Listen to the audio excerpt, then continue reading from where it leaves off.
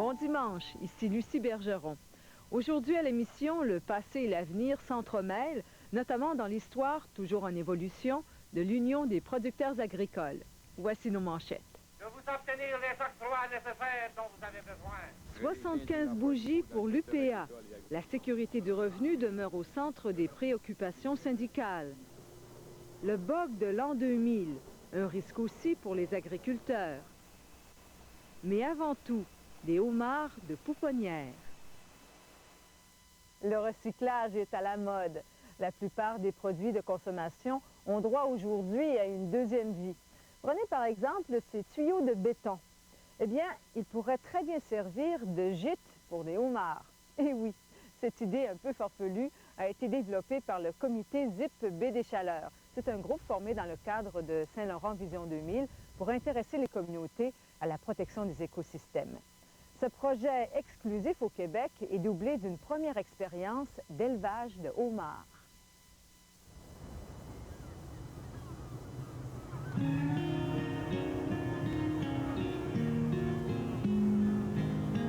La baie de Cascapédia, en face de New Richmond, ne semble pas avoir changé au cours des ans.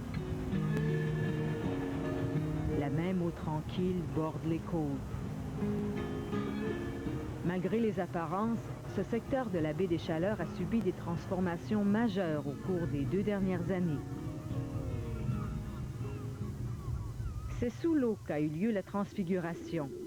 Des blocs et des tuyaux de béton, des briques, des filets, des plateaux en acier ont été submergés en 42 endroits dans la baie de Cascapédia. Michel Chouinard est fier de ses travaux. Il dirige le comité ZIP qui veut créer un parc marin. Il pense que les structures englouties dans la baie serviront d'habitat à de nombreuses espèces marines. Il y avait une limitation au niveau des habitats et en recréant ces habitats artificiels-là, ça permet en sorte de multiplier l'effet de support du milieu marin là, dans le secteur. Chaque récif artificiel a été conçu pour recevoir différents organismes. Pour le homard, il s'agit de pyramides de 2 mètres de large par 1 mètre de haut. Les orifices de dimensions variées permettront aux homards d'échapper à leurs nombreux prédateurs. Le taux de survie des jeunes homards est très faible. Seulement 1 œuf sur 1 million tient le coup. Les instigateurs du parc marin ont donc voulu augmenter les chances de survie des homards en les isolant pendant leur premier stade de vie.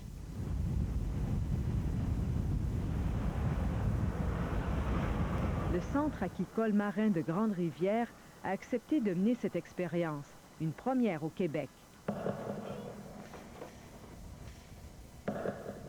Dans un recoin de la bâtisse, tenu dans l'obscurité, les chercheurs tenteront pendant 2 mois de garder les homards en vie. 2 femelles levées, capturées par des pêcheurs de la région, ont donné 24 000 larves. 95% de ces larves sont mortes dans les premiers jours. Le homard, c'est un animal assez agressif, vorace, ça a l'air agressif. C'est pour ça aussi qu'on le garde dans le cubicule individuel, parce qu'entre eux autres, ils peuvent se manger, ils mangent n'importe quoi qui s'approche. Même s'ils sont abondamment nourris de petits crustacés, les homards demeurent cannibales. Dès qu'ils ont été assez gros pour être séparés, après 2 semaines, les chercheurs les ont isolés dans des compartiments. Le taux de survie a bondi à 88%. Les amener comme ça d'un stade à l'autre, ça a été beaucoup de travail et surtout du stress. C'est à savoir parce qu'à chaque mue, tu ne sais jamais comment ça va se passer. Chez le homard, un stade correspond à une mue. Ce homard est au stade 7. Il a donc changé de carapace 7 fois depuis sa naissance, il y a 2 mois. C'est le sosie de son parent. Ça devient un adulte comme les gens sont habitués de voir dans leur assiette en général. Entre juin et août, le centre aquicole a réussi à élever 1000 homards. Mais le plus difficile restait à faire, les retourner à leur milieu naturel. C'est toujours inquiétant parce que c'est un individu qui vit dans l'eau. Hein. C'était trop compliqué. On les a amenés à sec.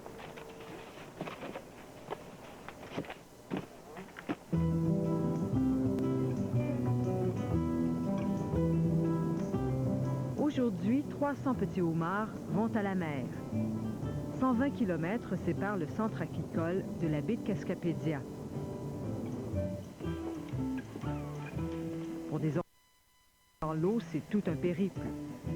Heureusement, ils ont tous résisté au voyage. Mais il faut maintenant faire vite. Chaque homard de perdu, c'est 60 $ jetés à l'eau.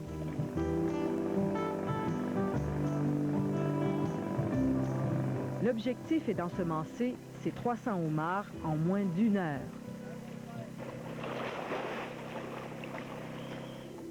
Les plongeurs descendent à 9 mètres sous l'eau et libèrent les homards un à un.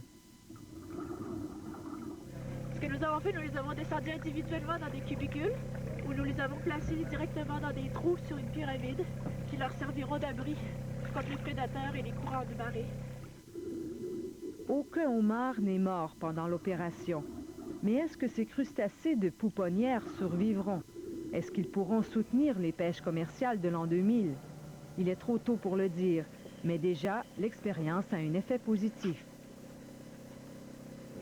Ça développe une certaine vigilance par rapport à la qualité là, de l'environnement marin dans la région. Et du fait que le projet suscite beaucoup d'intérêt aussi, ça sensibilise beaucoup les gens à l'importance de maintenir là, autant la base de ressources que l'usage du milieu marin. Et donc, c'est très éducatif comme projet. C'est dans la baie de Cascapédia que la pêche québécoise au homard est née en 1860. C'est peut-être là aussi qu'elle va renaître.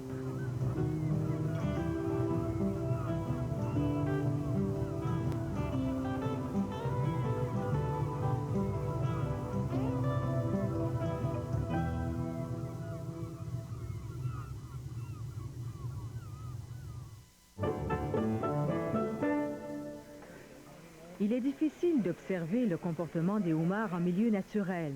Ce crustacé change souvent de carapace au cours de sa croissance et il devient presque impossible de le suivre sur les fonds marins pendant une longue période. C'est pourquoi les scientifiques se tournent vers la génétique. Des chercheurs de l'Université de l'île du Prince-Édouard tentent de déterminer s'il existe plusieurs espèces de homards d'Amérique. Ils identifient la séquence génétique de homards provenant de diverses régions de l'Atlantique. L'étude, qui durera 2 ans, servira aussi à découvrir s'il y a des zones possédant leur propre espèce et s'il y a reproduction entre les différents types de homards. Au retour de la pause, les 75 ans d'histoire de l'Union des producteurs agricoles. L'agriculture. Le clergé catholique a longtemps été à la base des grands mouvements sociaux au Québec. Je pense par exemple à l'éducation, mais également au JOC, les jeunesses ouvrières, aux caisses populaires. Et l'Église a aussi fortement appuyé la création du syndicat des agriculteurs, qu'on connaît aujourd'hui sous le nom de l'UPA, l'Union des producteurs agricoles. Cette organisation fête cette année ses 75 ans d'histoire. Pour souligner l'anniversaire, nous vous proposons un document en 3 parties, dont 2 qui relatent les grands moments du syndicat.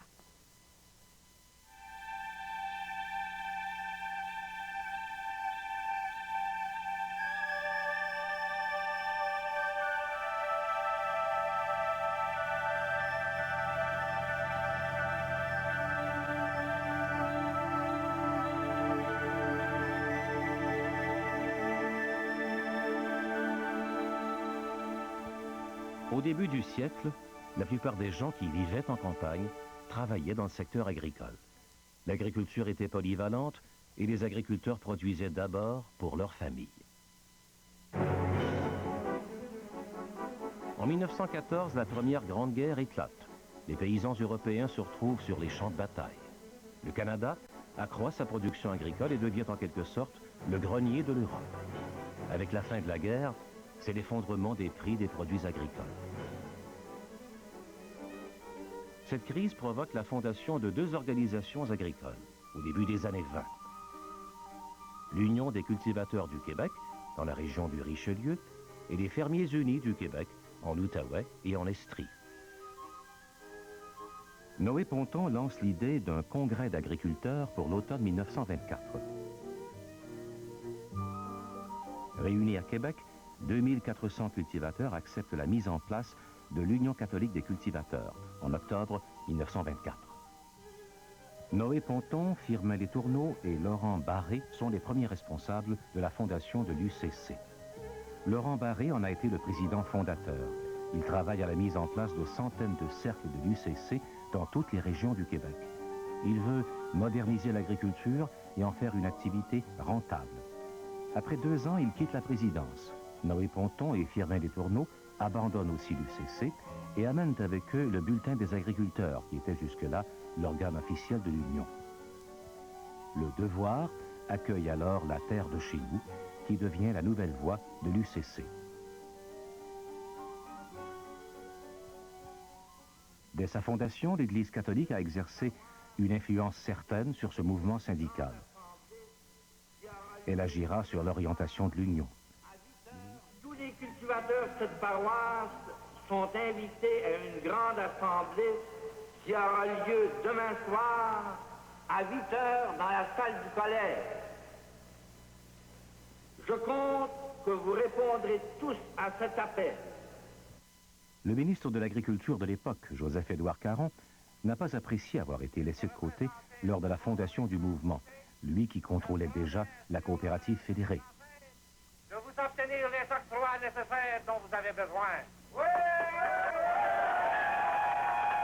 C'est dit que pas la mesure, ce gars-là? Albéric Lalonde devient le 2e président de l'UCC. Il le sera de 1926 à 1932. Sous sa présidence, l'Union se dote d'une structure légale avec la fondation des unions diocésaines. La Terre de chez nous devient un journal autonome. Les agriculteurs n'ont pas encore traversé la crise de l'après-guerre, que déjà s'amorce cependant la grande crise de 1929. Il y a 30% de chômeurs et les agriculteurs essaient d'éviter la faillite car les revenus agricoles ont chuté encore de près de 60% depuis 4 ans. Alors, la période de 29-30 jusqu'à 40 a été une période extrêmement difficile pour les cultivateurs du Québec, comme pour le reste du Canada d'ailleurs, puis le monde entier. Et le gouvernement fédéral a dû intervenir au moyen d'une loi pour permettre aux cultivateurs de faire des concordats avec leurs créanciers. Alors, à ce moment-là, quand je suis arrivé en 1935, il y avait des milliers et des milliers de cultivateurs qui étaient en train de négocier pour une réduction de dettes et d'intérêts avec leurs créanciers. La formule coopérative est grandement valorisée par les dirigeants de l'UCC de l'époque. Comme ils ne sont pas convaincus de pouvoir ranimer la vie coopérative à la fédérée, ils décident de passer à l'action en fondant les premiers syndicats coopératifs et les premières mutuelles d'assurance de paroisse. Albert Rioux sera président de l'UCC de 1932 à 1936. En pleine crise économique, il se demande pourquoi on a développé la production agricole et oublié la vente et la mise en marché. Les grandes options d'Albert Rioux touchent le crédit agricole et l'électrification rurale. Elles deviendront réalité pour son successeur. L'UCC a commencé à réclamer un crédit agricole dès le début. Chaque année, nous avions une résolution réclamant un crédit agricole. Mais je ne sais pas par quelle aberration le parti au pouvoir dans le temps ne pouvait pas entendre parler du crédit agricole. M. Tachereau disait que le crédit agricole endetterait les cultivateurs, que le crédit agricole, M. Godbout répétait la même chose, et pourtant M. Godbout était un agronome. Il a fallu que ce soit un avocat de ville qui organise le crédit agricole. Maintenant, M. Duplessis non plus, dès le début, n'admettait pas l'idée du crédit agricole. L'agriculture a toujours été et doit toujours être l'industrie principale dans la province de Québec. Non seulement parce qu'elle nourrit le corps, c'est nécessaire, mais parce qu'elle est la banque nationale par excellence, gardienne de nos traditions les plus chères et conservatrice dans le bon sens de nos coutumes les meilleures. Et par la suite, M. Duplessis est venu un apôtre fervent du crédit agricole. Il ne faisait pas une conférence de presse sans se vanter de son crédit agricole. Durant ces années, l'UCC porte attention particulière à la naissance des caisses populaires et commence à s'intéresser au sort des travailleurs forestiers. Les bûcherons souffraient peut-être plus que n'importe quelle autre classe de travailleurs, absolument désorganisés, emploient toutes sortes d'exploitations.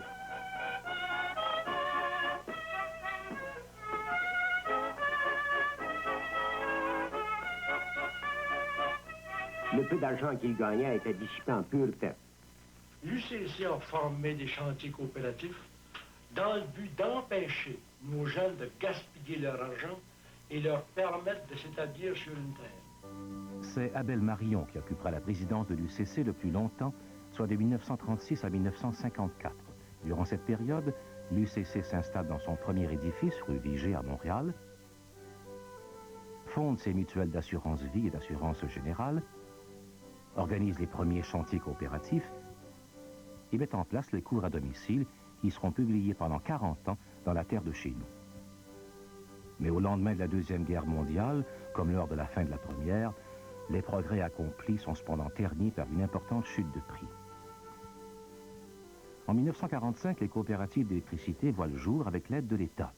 La loi des syndicats professionnels donne une existence légale aux syndicats affiliés. On s'est dit, c'est bien beau d'avoir des syndicats d'intérêt général, mais il y a quand même des cultivateurs qui ont des intérêts très particuliers et qui ont besoin de négocier collectivement avec les acheteurs de leurs produits. Alors, c'est à ce moment-là qu'il y a eu des syndicats spécialisés qui ont commencé à être fondés, et puis avec des fédérations spécialisées. Et la troisième chose, non complémentée, c'était les contrats collectifs, c'est-à-dire à partir du moment où vous avez des syndicats spécialisés dans un type de produit, eh bien, ces syndicats-là ou leur fédération peut engager des négociations pour vendre collectivement les produits. Jean-Baptiste Lemoine succède à Abel Marion à la présidence de l'UCC en 1954. Il sera président jusqu'en 1962. Durant cette période, la première loi de mise en marché des produits agricoles est votée. Cette loi prépare déjà la bataille du lait. La loi de 1956 mentionne que les conventions collectives de vente, qu'on appelle plans conjoints, ne doivent pas servir à concurrencer l'organisation coopérative, mais doivent plutôt être complémentaires ou supplétives. Les premiers plans conjoints à voir le jour sont ceux qui regroupent les producteurs de lait nature à une laiterie locale. Ce sont des plans conjoints locaux. C'est le début de la spécialisation de la production et des premières expériences d'intégration. Lionel Sorel sera président de 62 à 69. C'est sous son mandat, aux belles heures de la Révolution tranquille, que se déroulent les premières grandes manifestations. En 1964, l'UCC organise la première grande marche sur le Parlement de Québec. 17 000 agriculteurs y participent pour obtenir justice sur le paiement des taxes foncières. La marche sur Québec a pour but immédiat de trouver un correctif à une situation qui dure déjà depuis trop longtemps, où le cultivateur est appelé à payer plus que sa part des impôts fonciers en milieu rural. Je recommanderais à mes collègues d'accorder une diminution pour les cultivateurs bona fide de 25% de la taxe qu'ils paient. La bataille des taxes foncières deviendra en quelque sorte le symbole de la nouvelle puissance de l'UCC. Ce succès alimentera pendant plusieurs années les responsables du recrutement des membres. Mais à la fin des années 60, le recrutement se fait de plus en plus difficile et demande beaucoup d'énergie de la part des dirigeants. En 1965, l'UCC obtient la réforme complète de la loi sur les marchés agricoles. Elle fait face à une opposition sans précédent de la coopérative fédérée et des grandes compagnies qui y voient une entrave au libre marché. La loi permet aux syndicats spécialisés d'obtenir des plans conjoints, des conventions collectives de vente et même de mettre en place des agences de vente. En 1967, l'UCC entreprend une autre bataille, celle des revenus. Ça commence avec les producteurs de lait. On a accepté que c'était vrai que du lait à 3 piastres, ça se fait pas. On l'a accepté, ils nous ont pas ostiné, puis on nous l'a répété, du lait à 3 piastres, ça marche pas. Alors, on n'a plus besoin de leur prouver ça, c'est fait, on l'accepte. Seulement, on se tourne de l'autre côté, puis on se prend en tête entre les deux mains, puis on dit mon budget. Cette fois, c'est vers une autre capitale que les agriculteurs se dirigent. Ils s'en vont à Ottawa, exiger de la Commission canadienne du lait des revenus équitables. Ce nouvel organisme est désormais chargé à l'échelle du pays, bien sûr, de gérer la politique laitière, c'est-à-dire de contrôler la production de façon à ce que les producteurs reçoivent des revenus suffisants et les consommateurs des approvisionnements stables en produits laitiers. Quand le cultivateur voit son frère qui travaille à l'usine de l'Alcan ou au moulin de papier, qui gagne en moyenne On manœuvre 5 000 $ par année, plus 1 000 $ de bénéfices marginaux et qui regarde son revenu de 2 000 $ et le nombre d'heures qu'il travaille, etc., eh bien, il dit, moi, j'en ai assez. C'est à la fin des années 60 que débutent les premières manifestations pour l'obtention de la parité des revenus avec les travailleurs spécialisés. Les manifestants envahissent les rues de Chicoutimi et réclament aussi l'assurance récolte. Je ne sais pas, mais toujours travailler à rien faire. L'État a certains devoirs à accomplir, je crois, envers nous aussi. Nous autres, on en a, mais en fait, compte, eux autres en ont aussi. On a des revenus, monsieur, mais quand on est coupé partout, c'est pas faire autrement, on n'est pas capable de vivre. Après, plus de revenus pour arriver, puis en fin de compte, ils n'ont pas dû vous les donner. Alors qu'il est, il faut payer des prix du gros, des prix qui n'ont pas de bon sens. Probablement que si ça continue, là, on va bien qu'en affaire à faire, nous, on va être de laisser nos terres et s'en aller en ville. On travaille jour et nuit, on claque tout le temps, puis après ça, ce qu'on a, que le salaire qu'on a, on a à peu près 50 cents de l'heure. Qui nous donne une pièce de l'heure, monsieur, pour savoir comment on vit comme des petits bichons. Albert Alain est président de l'UCC de 1969 à 1973. Sous sa présidence, tout est mis en œuvre pour obtenir une première véritable loi de syndicalisme agricole. C'est au congrès de 1944 que pour la première fois, on parle de cette possibilité. La loi du syndicalisme agricole est longuement discutée ensuite dans les principaux congrès. Cette loi devrait prévoir les points suivants. En 1972, la loi des producteurs agricoles voit enfin le jour. Elle crée une seule association d'agriculteurs et impose, à la suite d'un référendum, la cotisation obligatoire ou formule ronde. 35 776 se sont prononcés sur le total de 51 160. Ça veut dire 69,7%. Nous poursuivons cet historique de l'Union des producteurs agricoles au retour de la pause.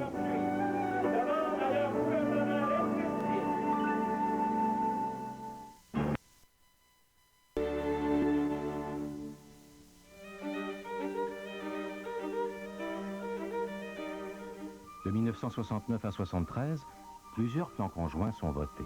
Celui du lait nature, du lait industriel et celui des producteurs d'œufs. D'ailleurs, la Fédération des producteurs d'œufs de consommation du Québec est la première à se doter d'un plan conjoint provincial et d'une agence de vente. Mais la concurrence des producteurs des autres provinces provoque l'effondrement des prix. Les producteurs manifestent contre leur fédération pour la première fois dans l'histoire du syndicalisme agricole québécois. On regrette énormément que cette manifestation ait lieu et je pense qu'on doit la condamner parce qu'elle est contre l'intérêt des producteurs. Au moment précisément où la Fédération des producteurs d'œufs et son agence FEDCO opèrent un redressement, au même moment où le commerce et les grands magasins, Steinberg, Dominion, IGA, font des efforts de collaboration remarquables, au moment où des producteurs dissidents de l'Ontario acceptent de respecter les règlements de la Fédération, que des producteurs ici à l'intérieur, pour des intérêts très particuliers, soulèvent l'opinion publique, je pense que ça n'est pas approprié. Paul Couture a été président de 1973 à 1979. C'est sous sa présidence que deviendra réalité la première loi de stabilisation des revenus agricoles. Au congrès de 1974, l'assurance stabilisation et la protection du territoire agricole deviennent ses priorités. C'est les grands objectifs, je pense, le congrès, politique de revenus, de prix basés sur les coûts de production, et avec l'engagement de l'État de décider si on en veut une agriculture ou pas. On parle de loi de zonage et le reste. Donc, si une loi de zonage pour défendre des zones agricoles, ça veut dire qu'il y a une option, qu'on veut développer notre agriculture. Puis pour nous autres, l'agriculture au Québec, c'est encore notre plus grande industrie primaire. Par cette loi de protection du territoire agricole, l'UPA veut aussi que les terres soient remises en culture. La seule raison valable pour zoner des terres agricoles, il faut les rendre en production. Parce que zoner des terres agricoles, vous les gardez après, laissons-la de même, faisons des pistes de skidoo, faisons des traits d'équitation. Parce que ça pourra vendre des chevaux. Paul Couture a été président de 1973 à 1979. Durant toutes ces années, il a su utiliser à bon escient ses grandes qualités de conciliateur pour atténuer les tensions entre les principales fédérations spécialisées, en particulier les fédérations de producteurs de lait. Pierre Godet devient en 1979 le 9e président de l'UPA. Il sera un des premiers à parler d'agriculture biologique. Je pense qu'on va devoir commencer à réfléchir pour voir ce serait quoi de nouvelles techniques de production qui seraient un peu plus écologiques et qui permettraient aux producteurs d'économiser d'une part l'énergie, d'autre part de protéger leur sol, qui permettrait aussi à tout le monde là-dedans d'être un peu plus en sécurité, moins dépendant des grandes multinationales qui fournissent le stock aux producteurs, puis de voir comment, comme producteurs, on intervient nous autres mêmes chez nous. Et là-dessus, je pense que ça, c'est une responsabilité qu'on a comme centrale, de dire à nos producteurs, écoutez, regardez donc cette question-là.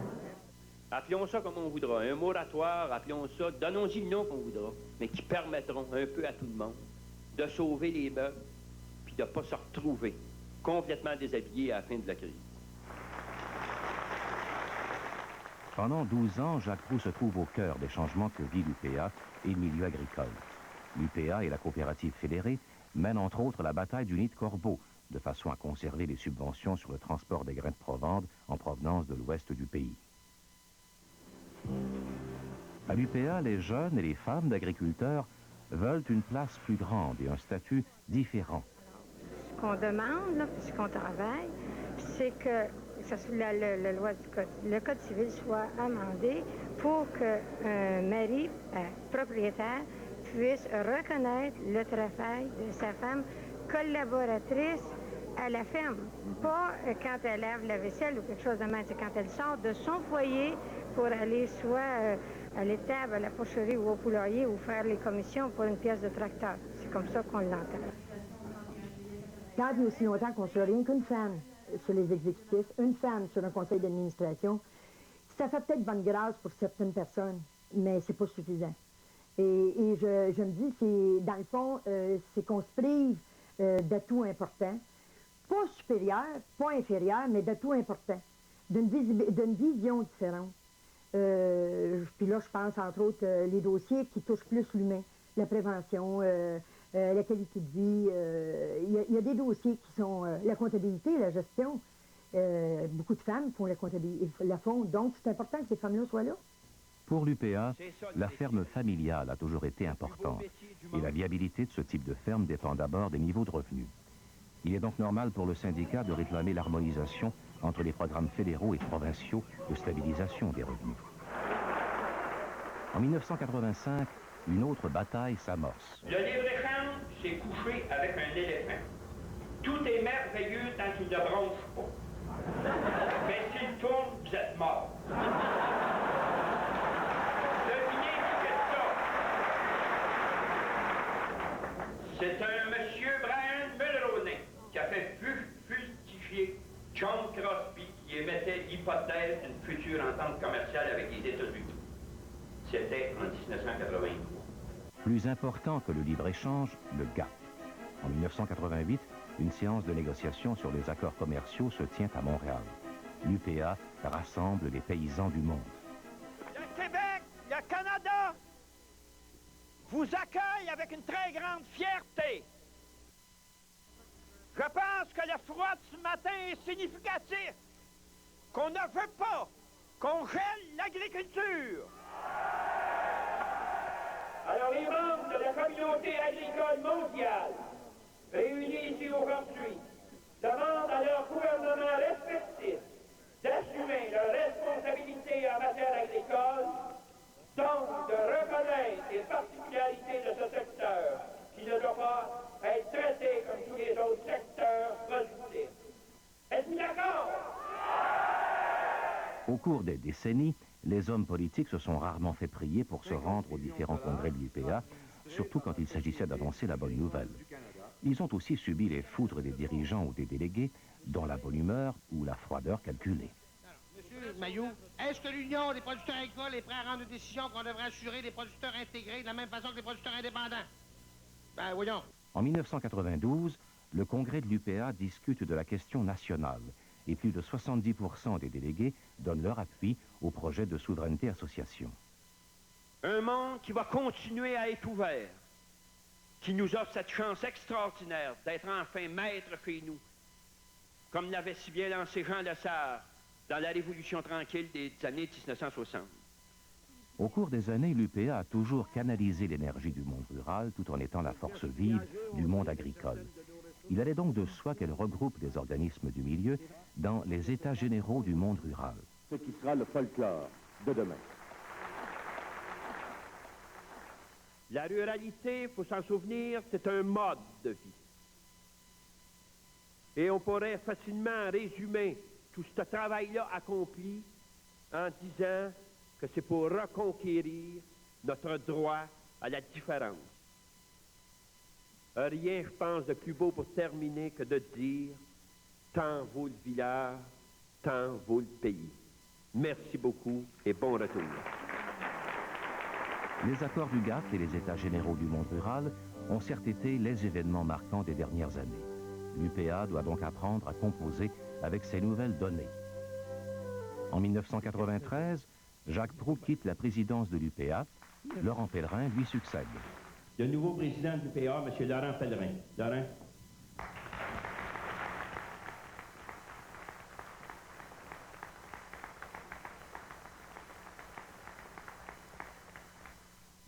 Au retour de la pause, les faits saillants du 75e congrès de l'Union des producteurs agricoles. Il nous fait plaisir aujourd'hui de vous présenter un portrait du portrait environnemental.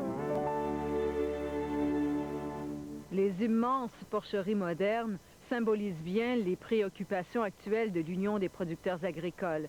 Il faut assurer un revenu décent aux producteurs, même sur les marchés de l'exportation, tout en développant des méthodes plus respectueuses de l'environnement. D'ailleurs, ces deux thèmes ont animé encore les discussions lors du congrès annuel de l'UPA la semaine dernière.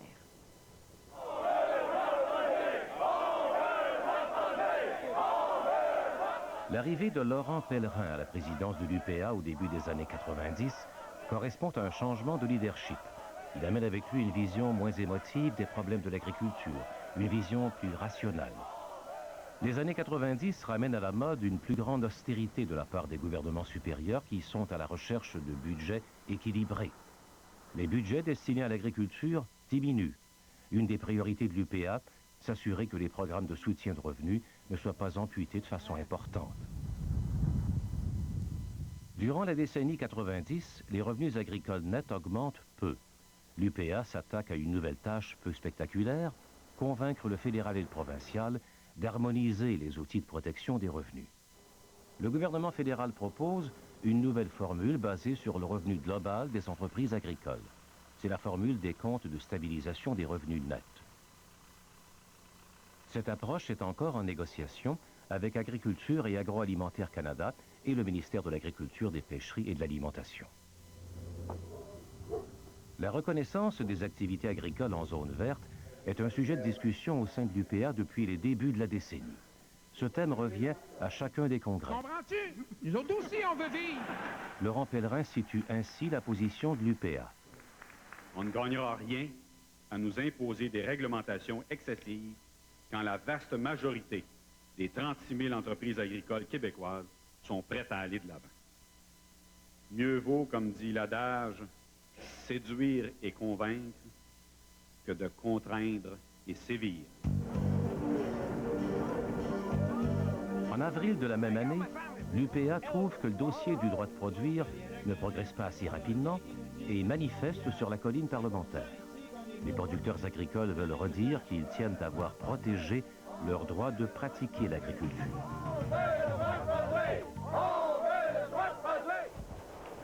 En juin 1997, la loi 23, loi sur la protection du territoire agricole et la protection des activités agricoles, reconnaît aux producteurs agricoles des droits de production dans la zone agricole.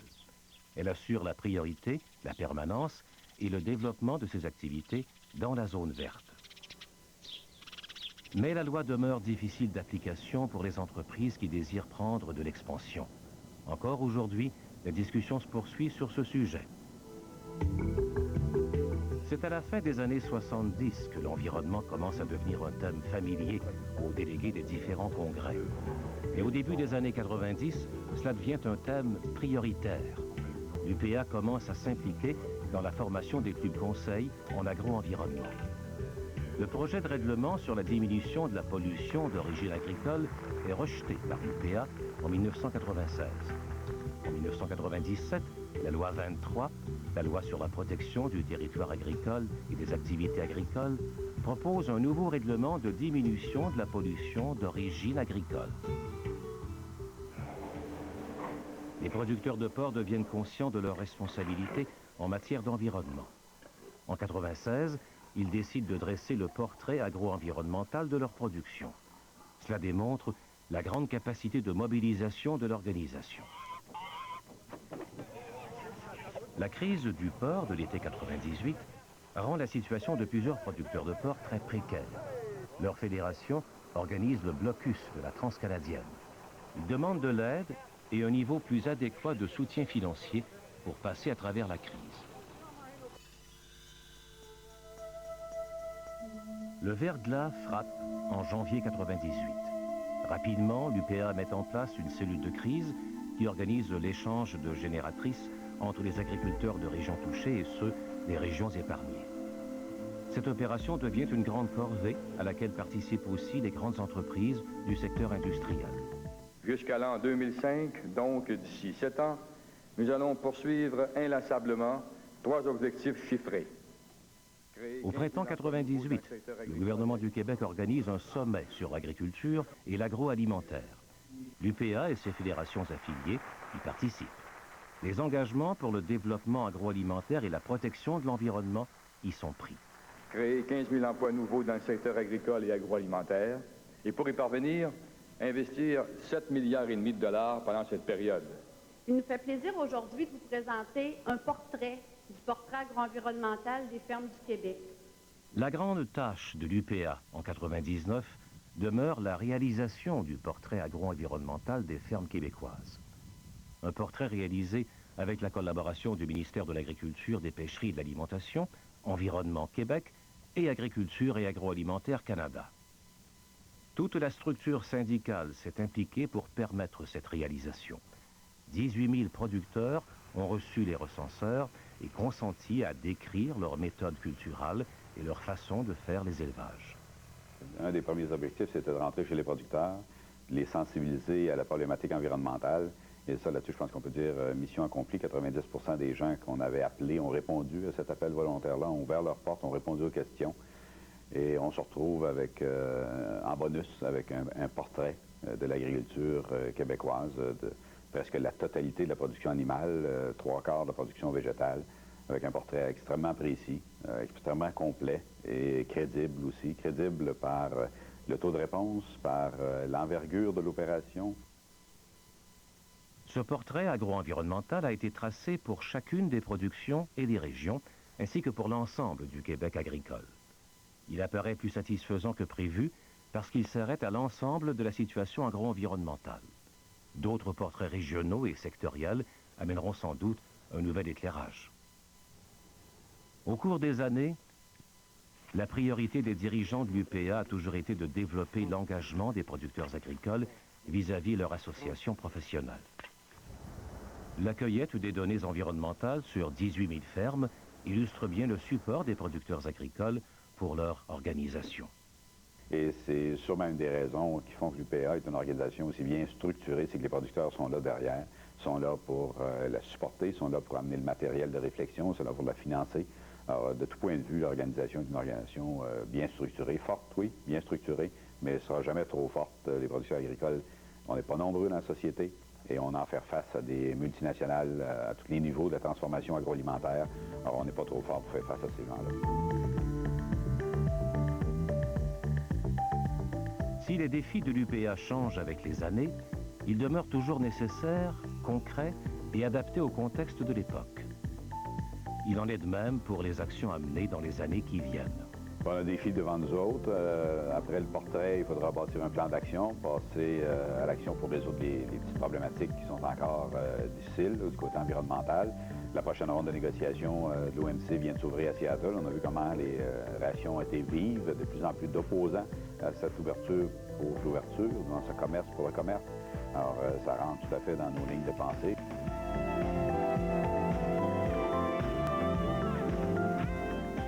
Tout au cours de son existence, l'UPA s'est toujours bien adapté aux changements qui survenaient dans le milieu agricole et aux nouvelles idées véhiculées par la société. L'UPA est devenue une organisation puissante qui participe à toutes les grandes décisions qui touchent le secteur agricole et la société en général.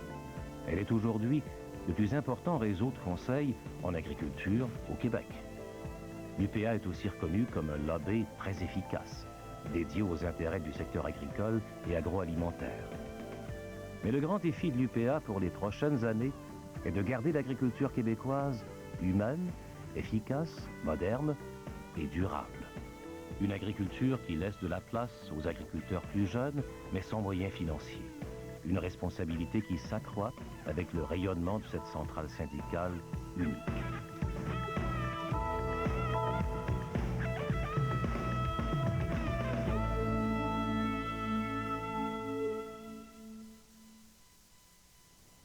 Après la pause, le péril à puce. Les agriculteurs doivent aussi se méfier du bug de l'an 2000.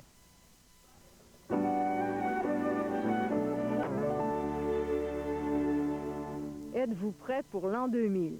Voilà une question qu'on vous pose souvent depuis quelques mois. Malgré tout le tapage publicitaire un peu rasant qui entoure le changement de millénaire, il faut accorder un peu de sérieux à cette question puisque tous ceux qui utilisent des téléphones cellulaires, des ordinateurs, des télécopieurs, des distributeurs d'aliments pour les animaux risquent de perdre l'usage de ces appareils comme ça.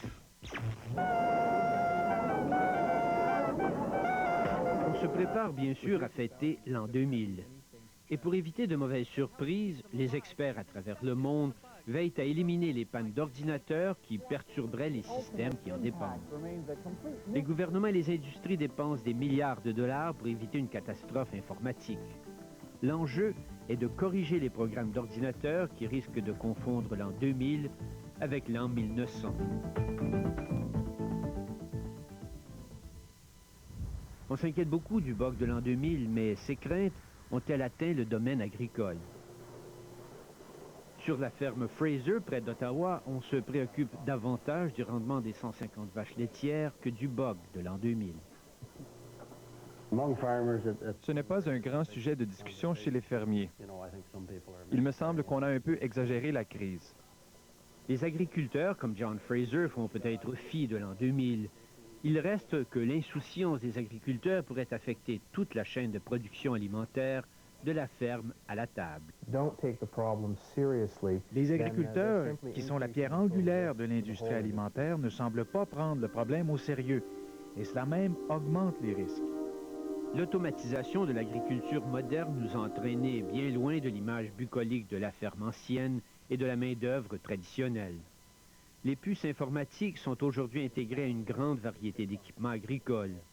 Si l'ordinateur fait défaut, il pourrait immobiliser la ferme entière et la production alimentaire. Le gouvernement du Canada a dépensé plus de 60 millions de dollars pour renseigner les consommateurs et les entrepreneurs des conséquences possibles du bug de l'an 2000. Mais aucune campagne de sensibilisation n'a ciblé les agriculteurs. Personne ne peut dire combien il en coûtera aux agriculteurs pour adapter leur système informatisé aux exigences de l'an 2000. Il n'y a pas de programme agricole destiné à ces fins. Et il n'y a pas de régime d'assurance pour leur venir en aide. C'est à chacun de vérifier auprès des manufacturiers si son équipement est à l'épreuve du bug de l'an 2000.